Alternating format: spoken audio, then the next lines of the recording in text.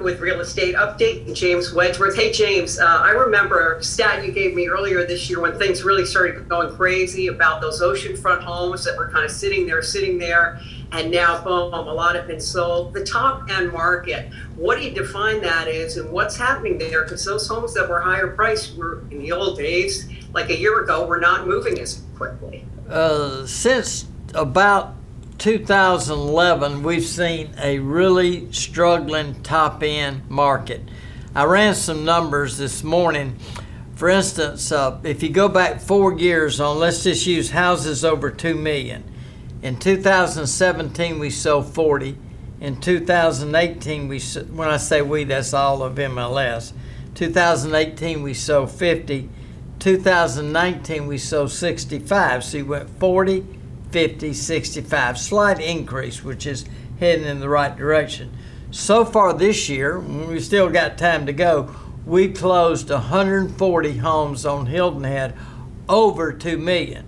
So basically what I'm saying is we more than doubled the number of sales over $2 million. So we've seen that market jump better than any other market, maybe because there were some great buys out there. That property had been on the market a while in the oceanfront market.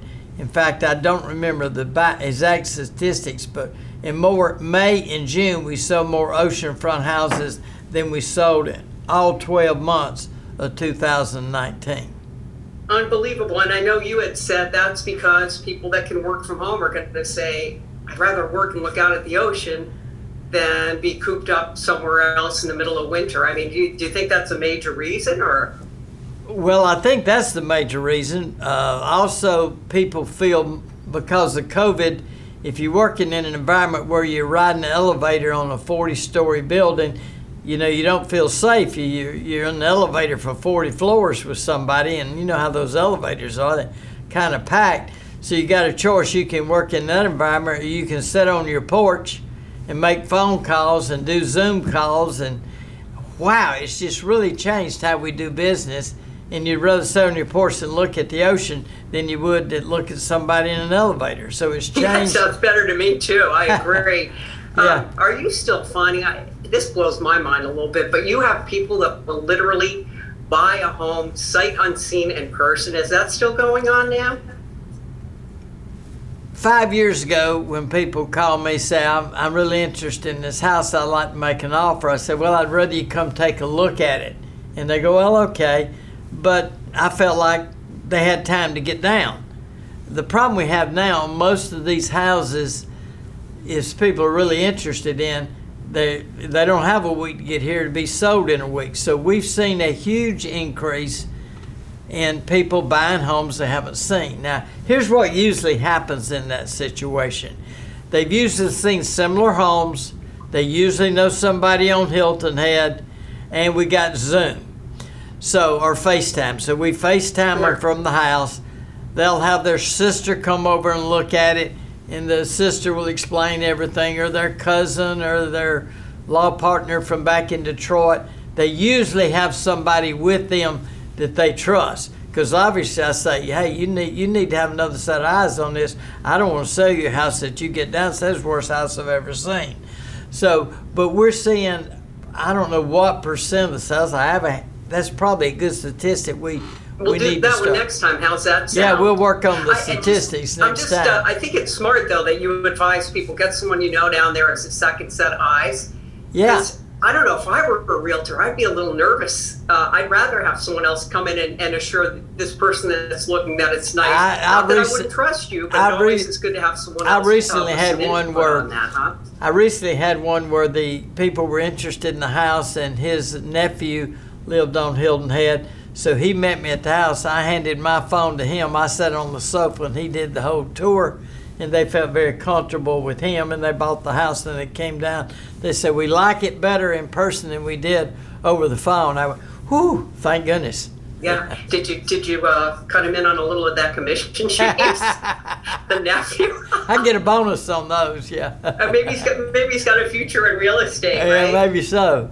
Maybe so. All right. Southwest Airlines, big announcement this month about flights, coming in and going to Savannah International Airport. Is that going to have a big impact here? Okay, actually, I did a program on that this morning. There are 5 spots that they're flying nonstop: Houston, Dallas, Chicago, Baltimore, Maryland, and Nashville. Of course, the person that's most excited about that is my wife, because Allie, as you know, I have a daughter that lives about 8 or 10 minutes from Love Field in Dallas. So the fact that we can fly to see my daughter, son-in-law, and those cute 3 little granddaughters I have in Dallas, we're more excited than anybody about that. But I think that helps real estate sales because it's cheaper to get here, it's easier to get here. Let me give you a specific example. My daughter-in-law's parents live in St. Louis. They have a house in Naples, and a couple years ago they invited us to come down for a week with my daughter and son-in-law. And when we go out to restaurants at night, it seems like every restaurant we went to, they would see 5 or 6 people they knew. And I said, wow, I'm surprised how many people from St. Louis have places here. And here's what he said. So you got to realize there's 7 non-stops a day from St. Louis to Naples. He said, I can literally be in my office at 3 o'clock and be in a restaurant in Naples at 6 p.m. I said, that's huge. That's huge. Having these non-stops is really going to help us in that area. It's going to help us in real estate prices. And as we get more non-stops in and out of the Hilton Head Airport, I mean, most people still fly to Savannah, but it's going to be a big help also when Hilton Head gets more non-stop flights going. All those things are pluses for our overall real estate market. It's what I call the perfect storm. It's easier to get here. We got low inventory. Everybody wants a place here. And all those factors are contributing to people wanting to purchase on Hilton Head, which is positive for my clients that want to sell their houses and for whatever reason and sell one, buy one. But it's easy now to sell one, buy one. So the whole market's changed. Hey, you know what? The one thing I find interesting, just to point here, is sometimes when I have people come visit, and I will say, well, if you can't fly into Hilton Head, fly into Savannah. Savannah, well, how far is that from you? 45 minutes to an hour at the most. They're surprised. So I'm just curious if maybe Southwest will do some kind of marketing to say, hey, well, they call it Savannah Hilton Head Airport now, don't they? They will, but anyway, you got to realize know that it's close by. I don't know exactly what the percentage is, but I do know that a large percentage of people that fly into Savannah Airport are coming to Hilton Head. I've heard some different numbers, but I remember when I was in New York City visiting my daughter, when they had an airline that was flying nonstop to Savannah, but all their ads were about Hilton Head. Even though they were flying to Savannah, they had pictures of the beach, and they were talking about fly to Hilton Head. So good. Maybe so. Well, that's good. Not much time left, but I like to bring this up because I look around my place and there's some things that need some work. And gee, if I were going to list next week, I'd say, gee, James, you know what? This needs to be fixed. My bathroom needs some updating, or my kitchen, or this or that. What would you advise? A year ago, you would have told me, do that stuff, Allie, or it's going to sit. What are you saying right now? Let me tell you what's going on. I'm glad you brought that point up. I've had several properties that, say, a year and a half ago, I would go meet with the people, and I'd say, I can't list your house today. And I would give them a list of things they need to do. And they go, oh, this is going to take forever. And I said, well, you want to sell the house, you're going to have to do them. And I actually had one of my staff members that I pay that works for me that was working with people to get that stuff ready. I had one the other day. I went over, a lady said, it's going to take me a year to get this thing ready. I said, I hate to tell you this. I think I got good news for you. I think we can sell it the way it says. So we put it on the market and sold it in 2 days to somebody. I mean, they got a good price, but they've got to do all the work.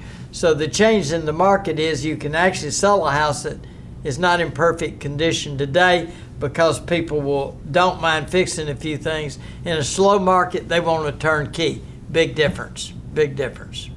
I won't ask you to use that crystal ball, but I mean, any idea, James, how long this is going to last? I mean, is that why you say do it now? Because we just don't know. Any idea, any predictions from you before we... Well, that's going to depend on a lot of things, the economy. But what I'm saying to my people is if you want to sell, go ahead and get it on the market now, because we have a shortage of inventory in most markets, especially on Hilton Head. The Hilton Head market has been a little stronger than the Bluffton market, whereas a year ago the Bluffton market was stronger.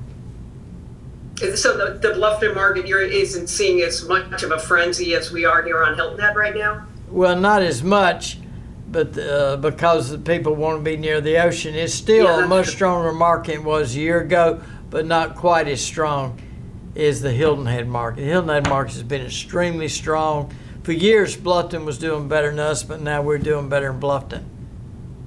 Are you going to take any time off over the holidays? You're so funny. You never stop. You're so funny.